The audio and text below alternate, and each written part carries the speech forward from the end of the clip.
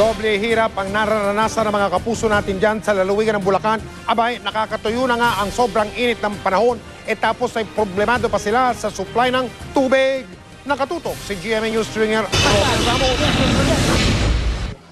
Buti pa raw ang katawan. Malagripong pawis ang lalabas dahil sa sobrang init. Pero ang mga gripo ng mga residente ng barangay San Pablo, Malolos, Bulacan, wala ni isang patak ng tubig. Ayon sa mga residente, 2 linggo na raw walang lumalabas na tubig sa kanilang gripo. Kung mayroon man daw, napakahina naman. Okay. Napakahina nga po eh. Doon lang, kung minsan wala pang patak, yung papatak-patak lang. Kumukuha lang kami doon sa gripo, kaya yung mga padligsa lang, dito lang sa balong. Kaya naman ang ilang residente nagtsatsaga sa tubig poso. Bukod sa barangay San Pablo, apektado rin daw ng kawalan ng tubig ang iba pang lugar sa Malolos. Apektado na rin daw ang mga bayan ng Santa Maria, Baliwag, Bulacan at Hagonoy. Paliwanag naman ng Malolos Water District. Natutuyo na raw kasi ang tubig sa ilalim ng lupa na pinagmumulan ng tubig ng deep well dahil sa init ng panahon. Nasa 30% na raw ang ibinaba ng groundwater sa Malolos ngayong panahon ng tag-init. Para ba yung istorya ng Matimbot panasahan niya sa haba ng tag-init, naapektuhan na lahat ng mga deep well. Kailan niyo po nagsimulang maranasan yun? 2 weeks ago, nararanasan na namin yung biglang pagbaba ng buong water level natin. Inaasahan pa nga ng Pag-asa ang patuloy na pagtaas ng temperatura ngayong panahon ng tag-init. Ngayong araw, naitala ang pinakamainit na temperatura sa Metro Manila simula Enero na pumalo sa 36.6 degrees Celsius. Yung range of high pressure area magtatagal pa ito ng ilang araw. So, inaasahan natin ng patuloy na pag-init. Maybe magkakaroon ng mga isolated rain showers and thunderstorms. Pero sandali lang yan. Kaya naman solusyon ng Water District, magpalit ng mas malaking bomba upang maiayos ang supply ng tubig sa Malolos. Sagot din daw ang pagtatanim ng mga puno. Kung sakaling magbabaon ka ng additional na deep well, huwag mo nang kuhanin yung ganong lalim. Mas malalim na ang kunin mo. Samantala, bukod sa deep well ng Bulacan, bahagyang bumaba ng 4 na metro ang level ng tubig sa San Roque Dam mula 240 meters. Nasa 236.33 meters lamang ito ngayon. Ang San Roque ay nagsusupply ng tubig sa buong Pangasinan. Ang ibang dam naman, nanatiling nasa normal na level. Romel Ramos, GMA News. Kung iniinda ng mga nakatatandang matinding init, isipin nyo na lang kung ano ang epekto nito sa mga bata at sanggol. Alamin ang mga dapat gawin para maiiwas sa mga bata sa mga sakit na dala ng tag-init. Nakatutok si Cara David. Parang lalagnatin ka sa init ng panahon ngayong araw na pumalo sa 36.6 degrees Celsius dito sa Metro Manila. Pinakamataas na raw yan simula noong Enero. Pero kung tutusin, mas mainit pa dyan ang nararamdaman ng ating katawan dahil sa epekto ng humidity o alinsangan ng panahon. Kaya naman sa temperaturang 36.6 degrees Celsius, 40 to 41 degrees Celsius ang init na nararamdaman ng ating katawan. Ang nagagawa ng relative humidity sa body, hindi kaagad lumalabas yung pawis natin. So, di ba, ang pawis natin is yun yung pinakakulant ng katawan. Pag lumabas ang pawis, tatanggal na yung init sa katawan natin.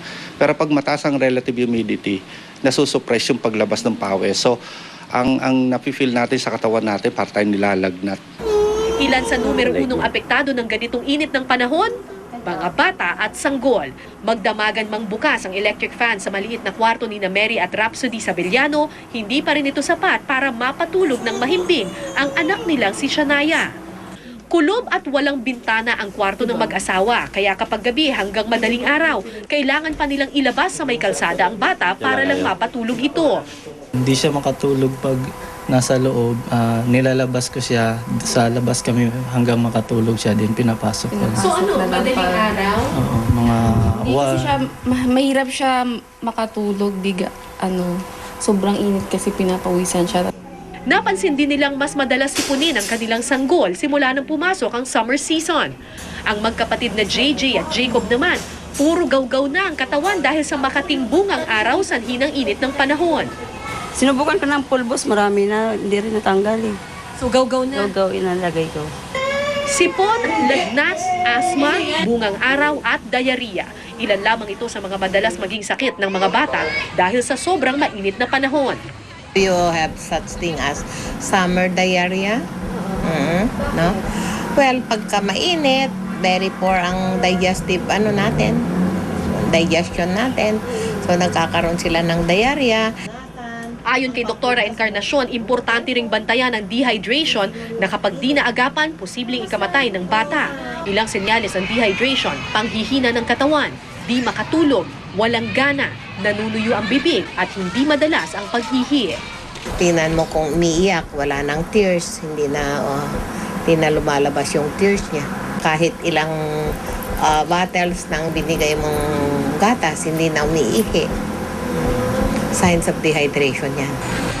Para maiwasan ang dehydration sa bata, paliguan sila 3 beses isang araw. Punasan ng binasang tuwalya ang bata para malamigan ang katawan. Painumin ng maraming tubig. Pakainin ng prutas tulad ng pakwan at dalandan. At huwag masyadong ibilad sa initan. Cara David, Nakatutok, 24 oras. Isa pang epekto ng matinding init ay ang madaling pagkapanis ng mga pagkain. Kanya-kanyang diskarte na ngayon ang mga nagtitinda ng pagkain para hindi sila malugi. Nakatutok si Jamie Santos. Dahil nga sa matinding init ng panahon, dapat rin daw ingatan ng maging ang ating mga pagkain. Dahil kasi sa init, mas madaling malanta at masira ang mga gulay. Mas mabilis mahinog at mabulok ang mga prutas at mas madaling mapanis sa mga lutong pagkain. Ang mga karenderyang nakausap natin, kanya-kanyang diskarte sa pagluluto para di mapanisan ng panindang pagkain. Si Benjamin na kusinero sa isang karenderya, araw-araw daw 14 na putahe ang niluluto. At ngayong mainit, ilan daw sa iniiwasan niya ay ang mga pagkaing masarsa at may gata. Hindi ako masyadong naglalagay ng kamatis kasi siya ang mabilis. Saka inaano ko masyado yan. Niluluto ko masyado. Ang ibang kainan naman, bukod sa pagpapalit ng menu, nagbawas ng nilulutong putahe para raw mabilis maubos at hindi nabibilad pa sa init. Sa panahon po ngayon, ang linuluto po namin, yung mga tulad po ng sinigang, hindi po madaling mapanis, perito po, ganun taksiyo. Walang sarsa. Bakit po? Madali pag pinapawisan na panis agad yun. Paalala rin ng caterers at food suppliers, unang dahilan ng pagkapanis ay moisture, kaya dapat room temperature na ang pagkain bago takpan. Huwag din daw ipasok agad sa freezer kasi maglalaban ng init at lamig. Nakakapanis ito. Iwasan din daw ang grains at gulay, lalo ng green leafy vegetables. Mabilis daw ito masira. Natural preservatives naman ang asin, suka at asukal. Kaya isa sa mga pinakamatibay kontra panis ang paboritong baon ng mga Pinoy ang adobo. Jamie Santos, Nakatutok, 24 oras. Habang napakainit dito sa Luzon, patuloy naman binabantayan ng Pag-asa ang low pressure area o namumuong sama ng panahon sa Mindanao. Huling namataan ang LPA sa layong 70 kilometro ng kanluran, timog kanluran ng lungsod ng Davao. Wala naman daw posibilidad na maging bagyo ito, pero naapektuhan na nito ang Mindanao at silangang bahagi ng Visayas. Kahapon, nakaranas ng ulan ang mga taga-Bohol. Bumuhos din ang malakas na ulan sa lungsod ng Kidapawan.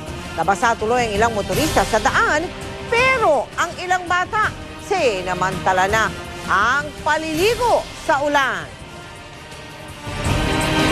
Kaligtasan mo sa Alerto 24. Pokpok sa radyo ang isang inihinalang snatcher nang kuyugin siya ng taong bayan sa lungsod ng Navotas kagabi. Inabot umano ng sospek ang bag ng isang babae, si Micaela Papa, naka-Alerto 24.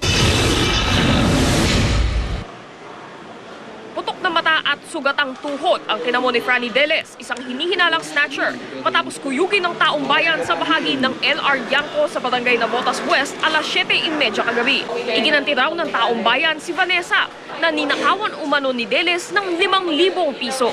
Hindi ko napansin na inablot yung paper bag ko. Inablot yung Paper bag ko po. paper bag. Ano po yung laman? Yung laman doon, damit, tsaka yung pera ko po. Nakikita siya ng mga taong bayan kaya tumakbo siya.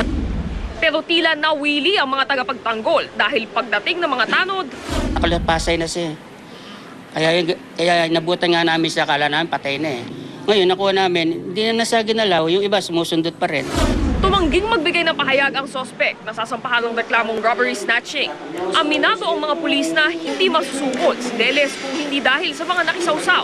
Pero hindi raw ito nangangahulugang kinukonsinti nila ang pangbubugbog sa kanya. Sa susunod kung tutulong, iwasan natin medyo saktan na i-consider din natin silang suspect doon sa pangyayaring may mangyaring masama doon sa suspect natin. Micaela Papa, Nakalerto, 24. Sa lungsod ng Quezon, naharap sa reklamong sadyang pagsunog o arson ang isang lalaki at yan ay matapos umano niyang sunugin ang bahay ng kanyang sariling ama. Ang dahilan daw ng panununog ay dahil hindi raw binigyan ng sospek ng kanyang ama ng pera para sa paninigarilyo. Si Oscar Oida, Naka-Alerto 24.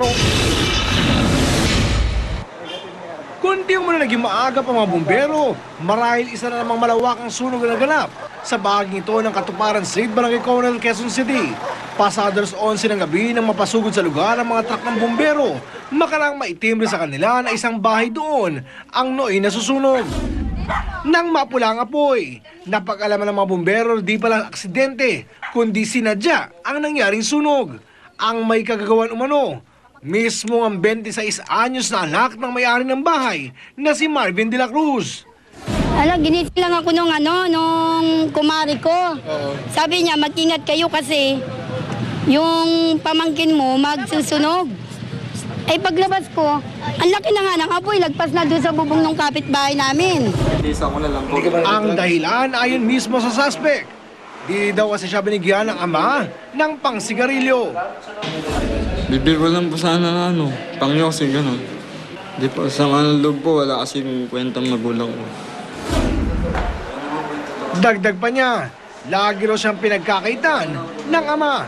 Pero ayon sa kanyang ama, nangingiw sa akin na hindi po pwede kong ibigay na naman sa kanila dahil umiinom lang. Igagastusin nila sa tagay eh.